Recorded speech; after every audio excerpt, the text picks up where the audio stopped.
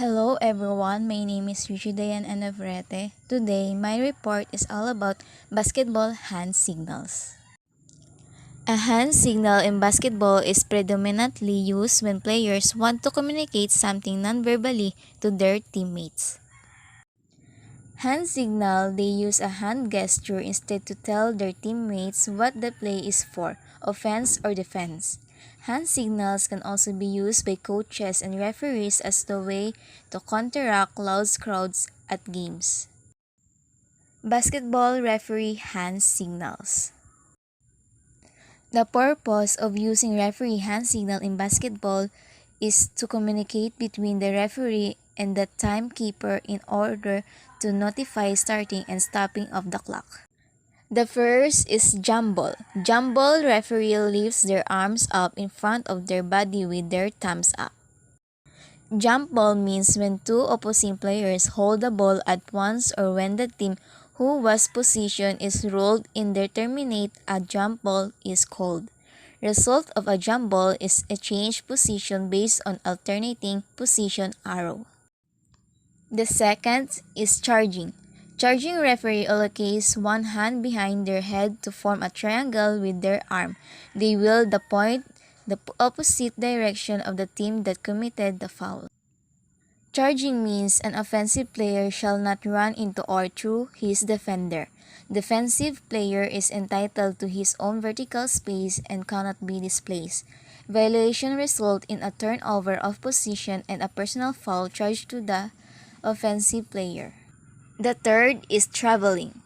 Traveling referee rotates clenched fists in front of their body in a circular motion.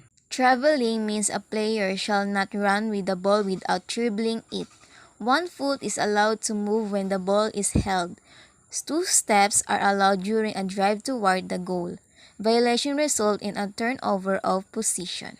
The fourth is technical foul. Technical foul referee puts both hands together perpendicularly to form a T shape. Technical foul is a foul for unsportsmanlike conduct. 2 technical fouls committed by the same player or coach result in an ejection. The opposing team is awarded 1 or 2 free throws and possession. The fifth is 3-second violation. 3-second violation referee will lift 3 fingers on a single hand and swing their arm forward and back by the hip pointing at the lane. 3-second violation means an offensive player is allowed a maximum of 3 consecutive seconds in the K area. Violation result in turnover of position. Next, personal foul. Personal foul referee raises one arm in a closed fist. A personal foul is any normal foul that can be charged to an individual player. Players are allowed 5 personal fouls in one game. A result of 5 personal fouls in one game is disqualification of the player for the remainder of the game. Next is blocking. Blocking, referee places both hands on their hips. Blocking means a defensive player shall not use his body to displace the offensive player's progress towards the goal. Violation of this rule results in a personal foul charged to the defensive player. The offensive player will be awarded free throws or the ball out of bounds.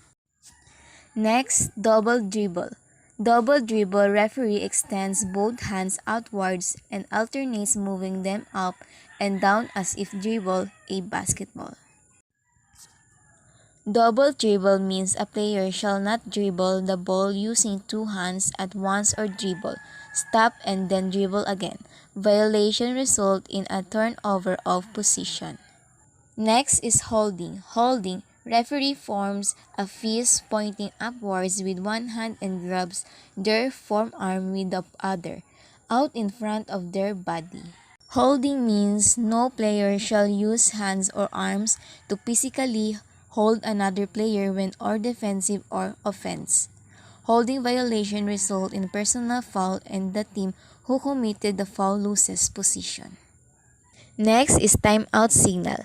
Timeout signal, in order to call a timeout, either a player or coach must signal it to referee. This can be done with a hand gesture. Both hands are put perpendicular to one another to form a T. Timeout signal means the referee also uses specific hand signal to communicate whether a team wants a 30-second or 60-second timeout. For 30-second timeouts, a referee will tap both shoulders with their fingertips without crossing arms. This will create a similar appearance to flexing both arms. For 60-second timeouts, referee bring both arms in then extend them outward to full wingspan, with palms facing towards. Referee typically use this gesture to coordinate with the scorekeepers. And the last is play calling signals. Play calling signals, hand gesture, are an excellent ways to simplify calling plays and establish a method for communicating them. A lot of teams assign plays to certain numbers.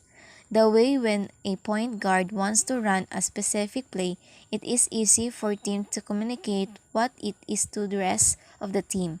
They just need to hold up the number of their fingers that assign to the play. Play calling signal means some teams call plays with complex hand gesture to give more option than just 5 fingers worth of plays.